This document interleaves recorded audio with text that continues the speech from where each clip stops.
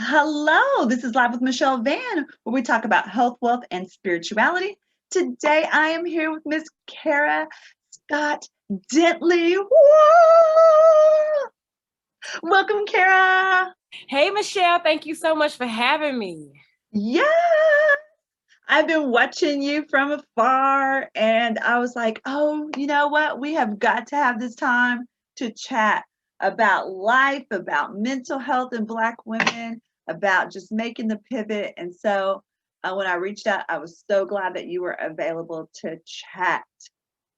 Try to Absolutely. tell the audience a little bit about who you are. What's your background? Well, I am a scientist, retired scientist. We could say that. I was born on the south side of Chicago.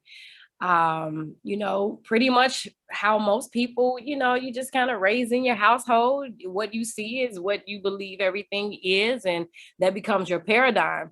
So I, bought into the idea that I go to school and get good grades so I can, go to a great college, get my degrees, and then come out into the world and everything would be peachy, And so I did that for a while. I worked for Homeland Security.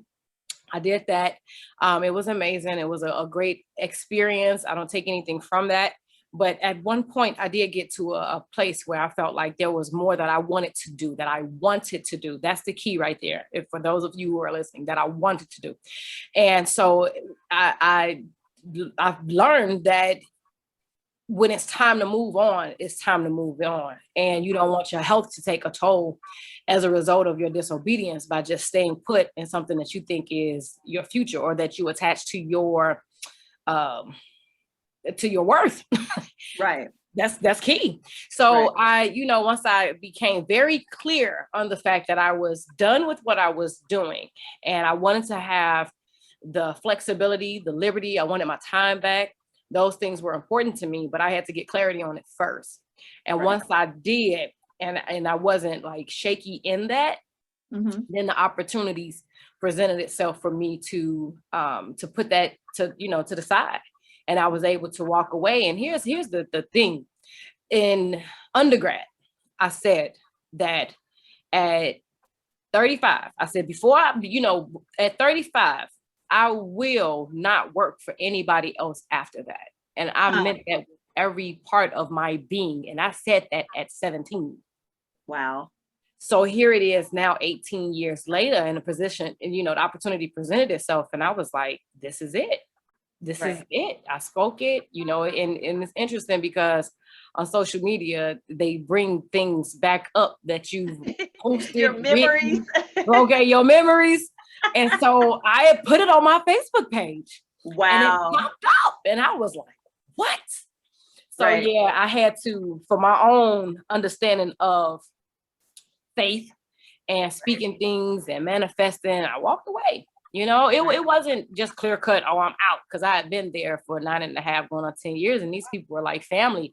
But I knew in my heart, I knew in my heart that it was time to walk away, that it was time to go, Right. you know. So as you think about being a scientist in this world, how do you navigate that given the fact that you were probably the only brown person there? That's true. And I was, but it wasn't the first time, because I was the only brown person when I was doing my research studies too, in many ways. One of my advisors was of African descent. He was from Uganda. So, Okay, hold on. Go back. Go ahead and I was frozen for a second. okay. Okay. So actually I had two that were from Africa, my advisors that were in science. But outside of that, when I would go to conferences, when I would present fellow students, there weren't too many that looked like me. Mm-hmm. And I was okay with that. I was okay with that because I understood that these are just people too. They're cool. Right. They're laid back. They're fun. They're funny. They want to earn their degrees just like I wanted to earn my degrees. And so by the time I got into the workforce, I was used to it. So there was Right. no shock factor. And here's the other thing that we have to make sure: I wasn't offended of little things, because sometimes there's a simple thing called awareness. that Mm, many times I understood that they weren't used to seeing me. So I didn't go and run to tell, EEO complaints at every little thing. right, I would just make it a teachable moment, because, right, if you're just used to, in many cases, you're used to, and sometimes we have our own biases too. But some of my coworkers, they weren't used to seeing people that look like me. I was right, one of the youngest people in my department. I was one of the right. youngest ones when we would go and have to speak at conferences. They're like, "Oh, you're the speaker?" I'm like, "Oh, that would be a yes," and I would say it with such excitement and say it emphatically, like, yes. And they're like, "Oh, wow," and I could have taken that a different way, like, "What do you mean Right, by that?" But I knew what it meant. They weren't used to seeing me right, or anyone that looked like me. So I would just step into it with so much just finesse. That's the good right. word to put with it. Yes. That they were like, "Wow, okay," And I've even had a coworker that actually broke down, start crying, and I knew what it was. Hmm. And he was like, "What are the chances of this?" So what's this? You know, you're here, I'm here, we're working in the same place. And you're from, south side of Chicago, I'm from California, and he just flat out was just like, "I'm white, you're black." I'm older, ready to retire, and you're fresh out of college. Like, we come from two different worlds, but Right, yet here we are working on the same thing, and we're hanging out, and we're, because we would go away on on it was with the federal government, when it's all hands on deck, when there are certain right, things that happen, everybody's deployed. They call it deployment. right. So I would be deployed, and here it is, we're working on the same projects. So we would go to lunch together, dinner together, we would laugh, we would pull pranks on each other, just fun. And when Right. it was my last day there to go back, to come back to Chicago, he was just like, "What are the chances of this?" And I knew what, because his paradigm had already been shaped, Right. but I knew what it meant. He wasn't used to seeing that. And whatever he had been told or taught growing up, I had pretty much just, caused that Busted that whole, bubble. I busted that bubble. I caused that whole thing to default, and Right. I was happy to do it. And we still keep in touch to this day. And it's just amazing. But we have to just step into that power and not allow the simple things that go on to offend us, and just understand that there's a certain place that people who aren't used to seeing what we get to bring to the table, they're not used to it. And those are And teachable we think moments. about the whole pandemic. It was a whole paradigm shift. How did the pandemic shift the way you operate? Look, things happen. See, we have to get comfortable with things happening. It's just a Mm, happening. yeah. And instead of looking at it like, "Oh my God, all of these things are happening to me," and you hear people say it, and it's so cute and it's cliche, and people make posts about it, but we really have to start embodying and believing that things do not happen to us, they happen for us. I look at the beauty that has come out of the pandemic. I mean, the air was cleaner. See, Right. nobody's thinking about that, right? Right. The oceans had an opportunity to just kind of clean itself up. The ozone, it's just these simple things that would help us even breathe better, and to help the earth that we live in and on to become better, and to purge. Hmm. And so Hmm. when I look at that, I'm like, as human beings, what we do, we always make adjustments. Right. And people who aren't wanting or looking to change, they're stuck.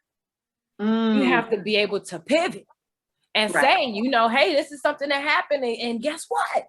It didn't just happen to me. It didn't Right. just happen to my house. Right. It didn't just happen to my block, my city, my state, my country. This happened around the world. Right. So Yeah. now what?" That's Now my what? question. Now what? You know, are you still sitting there in your loathing saying, "Oh my God, I can't believe that this happened to me"? Or are you going to pick yourself up and say, "You know what? People are still moving around there. I get to choose how I am going to process what just happened." Right. But many people who were able to make that shift, who was ready to make that shift when the Hmm. pandemic happened, if there was something that they always wanted to do, but Right. didn't have time to do it, they started mad doing what it was that they saw themselves doing, the thing that really make their heart tick. I have a Right. neighbor who is a pilot. This man was building an airplane in his garage. Wow. And he said he had always wanted to do it, but now the pandemic allowed him the opportunity to breathe and to do what his heart had been set on for years. Wow. So if a person is out there, whoever's listening, you're feeling like, oh my God, that thing that I was doing, things shift. They always have. You Right. know, when we've gone from Right. agriculture to industrial to technological, now it's all about data. So it's like, Right. how do you get in and make everything all right? The thing that we have to do is start doing things that we enjoy, that we like. The Right. thing that says, this is cool. This And is the thing that makes my heart beat. Man, this is the thing I was put here to do. Right. You know, and we want it to be this big, gigantic thing, but you don't start there. You know, Right. you start with, hey, I like doing it. I do it every day. I smile as I do it. I do it so well, I pat my feet while I do it. I You like know, that. and go forth with it, and then invite other people, you know, Right. create groups. I mean, we have all of this social media that has opened up the gateway for us to communicate with people all over the world. I mean, I Right. went to a conference, they were basket weaving and they were Huh. creating wreaths. It was thousands of people. I'm like, this many people create wreaths and baskets. I was blown Yeah. away. Right. They make millions of dollars creating wreaths and baskets. Something that you wouldn't even think about. Right. It doesn't, and you know, it's just an awareness. It was an awakening for me. And I think that what you're saying is so key, because I think that what we want to do is we want to do something big, and we want to do something grand, and we want to be so, flamboyant, but at the end of the day, sometimes it's just those real simple things. The simple things. And then you find a handful of other people who like the same thing, and you just keep going. So sometimes it's those simple things, we want to do big, grandiose things, but sometimes it's those simple things that we don't think about. Somebody had to make that wreath that you went and paid $20 Okay, for. at Home Goods or Pier 1, somebody did Right. that. Right. That wasn't a machine. Right. Someone did that with their hands, and they had fun doing it.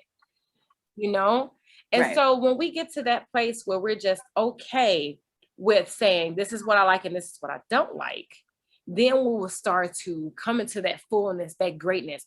Many people that I see that are frustrated, that are overwhelmed, that are, just dealing with anxiety and depression, it's because they're trying to keep themselves on this path that they believe that other people feel like they should be on.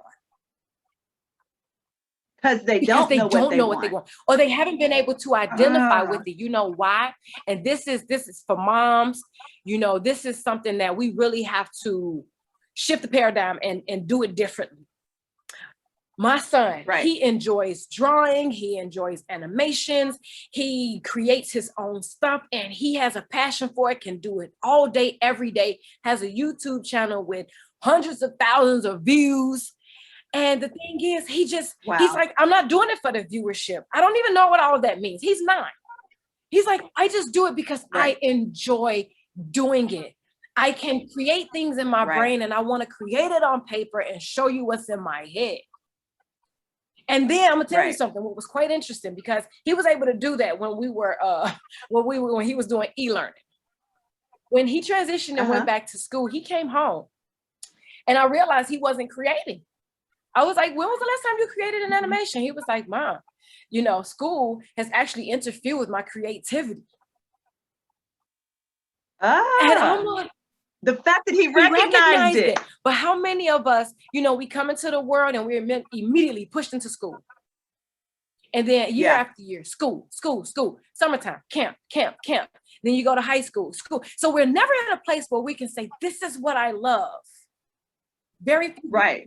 And we're never able to figure out that this is what I love. We're not even able to even adventure to say, what else is out there that I could love? That, oh, wow, I didn't even know this existed. Mm. This is what I want to do. Yeah. We don't get those Yeah. opportunities. So we're just forced into this. And then we're taught, well, you can go to school to be an attorney. You can go to school to be a doctor. You can go to school to be a teacher. Unless you're exposed to these other realms of what exists, like making wreaths or doing something with satellites, you know, or being an animator, you're just kind of going along with the flow, saying, you know, this is life, you know, Right. it is what it is. And so we run into a lot of adults who have gone down this path of people telling them what to do for so long that if you sit in the room, it's interesting because we do events and it's so interesting. You ask adults, what do you want? Yeah.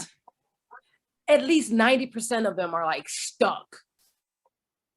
Right. They would say, I would agree. you know, I want to make more money. I mean, that is so elusive and it is so grand. It's like, what does that mean? You know, if I give you $1 now, you have $1 more than what you had. Are you happy?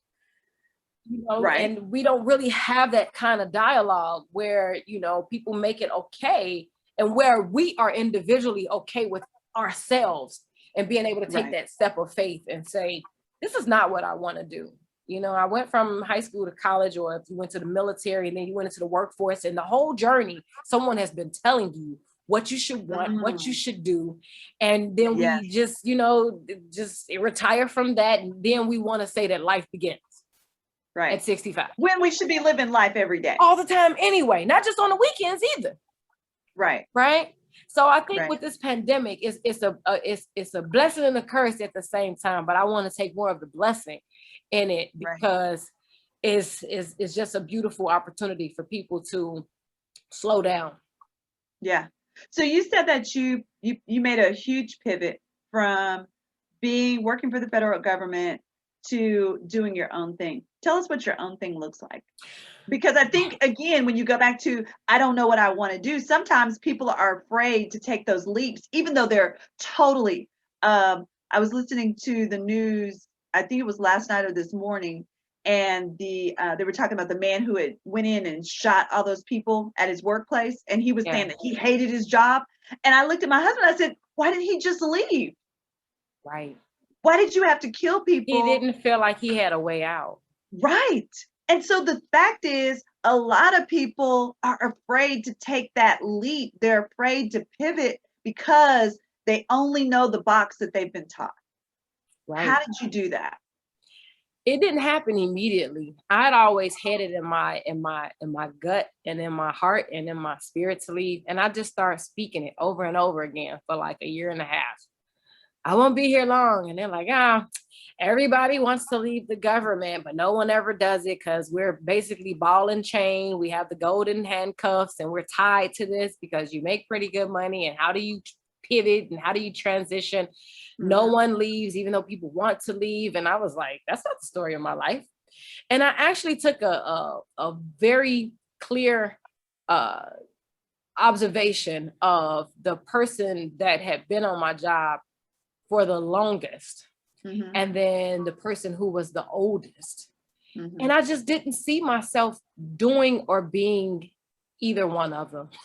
And I was like, if that's what I'm striving for, nothing against them because they have loved it. But I was like, that's not what I want. If that is rising to the top of what it is that we have going on, I have to create my exit. So I created my exit. I looked at ways that I could bring in additional income. Like I sat down and was like, okay, how do I do this? I don't want a second job because that's going to defeat the purpose. I need time. It was simple things that I wanted to do. Like I would buy books. Never had a chance to read them. Right. I come home, I'm tired. I'm like looking at the books, looking at me back. Like, I'm like, I want to read this book. You know, I wanted to be able to get my workout in. Right. You know, this is the thing that a lot of us don't take into consideration. I'm going to work. I'm like, when do I work out? You know, you go home and then you're tired. You're like, oh my God. And I found myself picking up weight. I'm like, this is not working for me. This is not my life. So when I started to realize that, I was the simple things. I wanted my time back. I wanted to be able to make extra money. I wasn't trying to get rich at that time because I just wanted a way out. So I started to look at different opportunities that would give me that. I did credit card processing. I did several multi-level marketing companies. And the one that I'm in now was like my niche. Like it just put me right in the perfect spot where I was like, okay, I can do health. I can speak to people about health. I could talk to people about mental health because what goes on in your body is mind, body, and spirit. It all works together as one. So I was like, I can do that. And then, you know, I always said, but I just want to help people. You know, I remember having a conversation telling somebody, I just want to be a speaker. And they were like, well, what are you going to speak on? I was like, life. And they were like, you might need something under your belt for a minute. And then when, you know, TLC came around, I was like, this is a way that I can make a bigger impact with people to help them to become more aware of their health and things that they could do to become healthier and be able to make money. And I still get my time back. It's just like so many things just fell into place that I was like, okay, this is it. And like with anything, you just have to build it. So I didn't shy away from it. I didn't leave right away. I wasn't that crazy, but I started to put the money that I was making in TLC to the side. And then I started investing it. Right. Because I wanted my money to grow. I wanted it to work for me. And so understanding that I had to have patience. And so many times people see people doing well and they're like, this was overnight. They're like, no, this started like years ago. You know, I was planting the seeds and doing something with it every single day. I built this house, you know, with one brick every day, you know, for the past 10 years. No one else saw it but me. And so, and that started my journey. So when I got to a place where I was pretty much like bringing in enough money where I was like, now, if I put full time into my business, like the time that I put into my work, then I could free myself up because I was just saving. I was stacking my money and I was looking for my exit strategy. I was on the verge of like, because my condo at the time, the value of it went down because you know what happened with the 2008 the housing bubble. Yeah. I bought my condo in 2007. So the value of it just tanked. And in my mind, I'm like, how am I paying so much, but the worth is not even there? I was ready to foreclose. I was ready to just wait. This is not making monetary financial sense to me. Right. I'm paying, you know, I'm like, this is not right. So I started looking at everywhere that my money was going out of the door. Right. So I was like, you know, and I had a friend that was buying and flipping properties. And I'm like, maybe I can move into one of those condos and then I could rent my condo out because it's nice, it's upgraded, but I don't want to be the one paying it. Right. Because I know what the worth is based on what society told me and, you know, and with the comments and all of that. So, so I got myself to a point where, you know, I was so locked in on my vision of being able to free myself up. I wasn't waiting on anybody else. Even my parents at the time were like, you're going to walk away from that good government job with good benefits, you know, and they come from that era that you do not walk away. You stay on that job until you retire. And I'm like, you get the watch, you get the certificate, a piece of paper, you know, a slap on the back, the portfolio. I was like, and honestly, you know, and we respect our parents. We respect those people who are, you know, dear to us, grandparents, friends, sisters, whoever it is that you use as a confidant. But I understood that they didn't understand where I was going. They didn't understand what was in my heart. Right. And with all due respect, I was like, I have to do what's best for me. And I didn't make a move right away. But my dad actually came back and said, you know, maybe it is time for you to just do something different. Follow your heart, you know, and because they was locked in on that government. They thought that was like the epitome of life. You had made it. Okay. And he was like, you know, if you think about it, you know, you have people like Oprah Winfrey. She didn't work for the government. You have people like Tyler Perry. He didn't work for the government. So he's referencing people who have done very well for themselves, who stepped out on faith, who did not work for the government. Right. And he was just like, there are other people in the world that are waiting to meet you. You know, take a chance. You can always go back. Right. You know, and at that point, it was kind of like he had given me the green light, you know, and I was like, okay. And at that point, I was like, do I leave?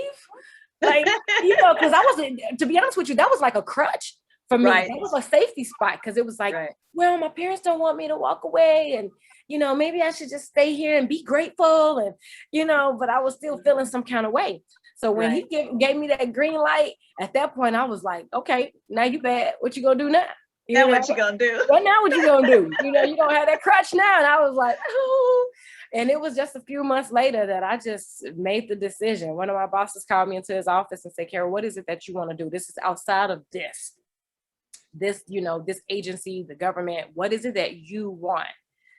And he was like, do you see yourself being here? He was like, because I just, with your excitement, I don't, do you want to be here? And I was like, to be honest with you, I'm ready to go. And he was like, I can kind of sense that. And he was like, I wish I could. He was like, take that leap of faith, man. And he was like, if I didn't have kids and family, I got several kids and my wife, and I have so many years in the military is, I just have so many things that are like riding on this. I can't just walk away, but you can, Yeah. He's like, this is just from, a friend, take that leap. And I was like, oh my God. So yeah, that week after we had that conversation, I was out. And isn't that the way I think God works in our lives? It is that, when we're at that place where he's pushing, he's been pushing us for a while, then there's those people that come and confirm it, come on now, what you gonna do? I'm not firing you, but you need to figure out what you gonna do, boo, because you ain't supposed to be here. Right. This is not you. And then I started feeling like I was in somebody else's job. Like I felt like I was taking up a spot that somebody else was praying for my job. Right. So I was like, I need to leave. Like, I'm blocking somebody else's blessing. I'm blocking you hit the nail on the head. That's exactly what I said. I'm blocking somebody else's blessing. It's time for me to go. And then I started having dreams that I was like flying. Like that I just, did. I mean, and it was so beautiful and so freeing. And I was like, oh my God. And of course, Facebook once again brought that video back up to me. I was sitting in the cafeteria at the job. It's like, I had a dream yesterday, guys. No, this morning when I woke up and I was flying and I was just like, what does that mean? Like I just was speaking on it and I was like, okay, it's time for me to take that leap, but we're gonna hold out and see what this look like. And I did. When I tell you, it's just been a blessing, a complete just, I can do more work now of the work that I'm called to do in this capacity than I could have ever done being, on the job. Cause I pretty much knew everybody that I work with, even at the other federal agencies and, even in the local communities and jurisdictions and the other, federal government capacities that we would have to connect with. I was just like, okay, guys, like this is cool. Nuclear power plants. I get it. Okay. But I'm ready, so it was cool. And it was worth it. So I don't want people to feel like, wherever they are on their journey, that whatever they've done or been through, like it was there for a purpose and it's there to serve you. And you have to look at it like that. It's a stepping stone. It's a piece to the puzzle. And now what's the next piece? And you get to choose that. Do what makes you happy. I don't do anything that, there are things that I have to do that I'm like, okay, I have to, put this here. And this is a piece that's going to lead me to what it is that I want. But so many times we've been told, some you're going to do things that you're not going to be happy doing. What? Like, no, because some people take that. It's about, so if you think about it, what you're saying is reframing even the things that may be a little bit more mundane and maybe building blocks, and look at them just like that versus looking at them as things that you don't necessarily like. They're building blocks to get you to where you want to be. Yeah, they're there for a purpose, and just do it with a grateful heart. Every day we get to choose how we approach the day, how we approach what happens in the day and what we're doing in that day. And I just look at it all like it's just another piece of the puzzle. Who am I supposed to meet today? Like I go through it like that. Like, I'm meeting people all the time. And I'm like, it was meant for me to meet you, because if I wasn't here, then I would not have met you. And so it's like, and I don't know what we're supposed to do, but here's my card. We'll be in touch. Let's just stay in touch.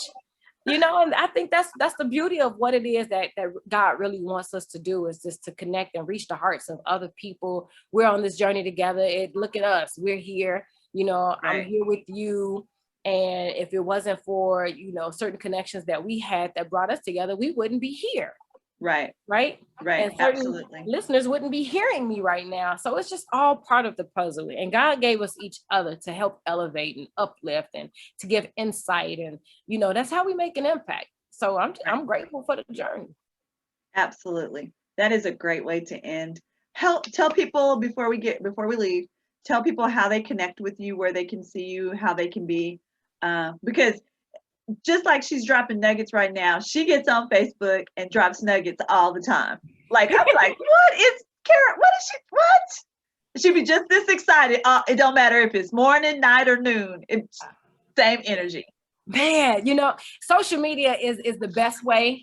And from there you can find me on websites and different videos that I've done. But if you go to Facebook, I'm on there more than I'm on any other social media. I have an Instagram page, but I'm not on there as much. Facebook was like, I don't know, they're different. It's a different vibe, right? It is. It is. So it totally is a different vibe. So Kara Scott Dentley, and that's Kara, Scott, Scott, and Dentley, Dentley. Or if you just put in Kara Dentley, it'll pop up because there is not another one. I'm not saying it's a brag, but there isn't. It's not another Kara Dentley. There are other Kara Scotts. There's no other Kara Dentley. It's just yes, not. there is other Kara Scott. Yeah. All right. Well, I appreciate you taking the time to come and hang out with us to just talk a little bit about your journey and just, get us pumped up and excited. I think that as we are coming out, as, the world is opening back up, I think we have to really figure out what we really want to do because all of the distractions are being revealed again. That's And it. so, we can go down all of these rabbit holes and down these trails, but what is God really calling us to? And that's what we really want to focus on. Amen. So I thank you for taking the time to hang out with us today. This So, is Live with Michelle Van, where we talk about health, wealth, and spirituality. And we want to make sure that you take the time to live blessed. amen. Thank you.